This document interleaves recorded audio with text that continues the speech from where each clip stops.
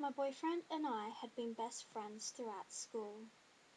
When I graduated, my parents and I moved 3 hours away from the town I grew up in, which meant moving away not only from my boyfriend, but also my friends and everything I was familiar with.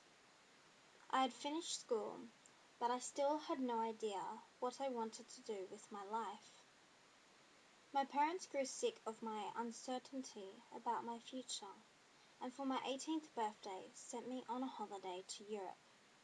My boyfriend decided to join me on my travels too, so we travelled through Europe together. This turned out to be one of the best experiences of my life.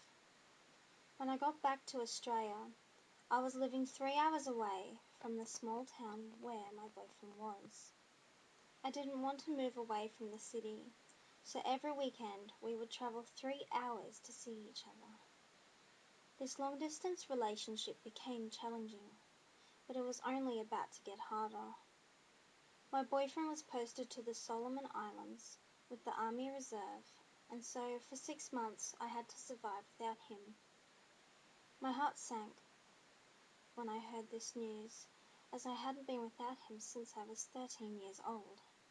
In the end, though, it was probably the best thing that could have happened. When he got home, we decided to move in together, but he now had an apprenticeship in Cairns, so once again I moved houses. I left behind all my beautiful friends, a great job, and my loving parents. But I felt like it was the best thing for our relationship.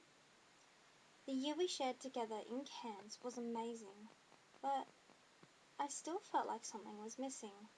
At the end of the year, we both felt like we weren't living the lives we wanted for ourselves, and in December 2009, I decided that I wanted to go to university. My choices and directions in life had always been influenced by his. I didn't want to move and leave him behind, and socially I was restricted with who I could associate with. My goals and desires were not mine alone, but were shaped by joint decisions between me and my boyfriend. In February, I was moving yet again, this time to the big city to begin my studies. It was exactly what I felt I needed to do.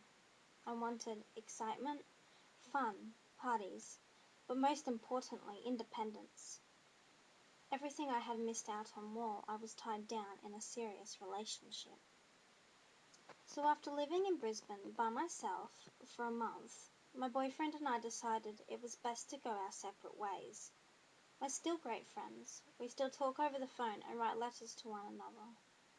But right now, studying at university and partying with my friends is exactly what I want to do. I now have a new sense of belonging. I could now create my own choice biography instead of following that of the normal biography where my goals, desires, and directions were already chosen for me. This is where I feel most independent, living my life according to my own goals and desires. This is where I feel I am meant to be.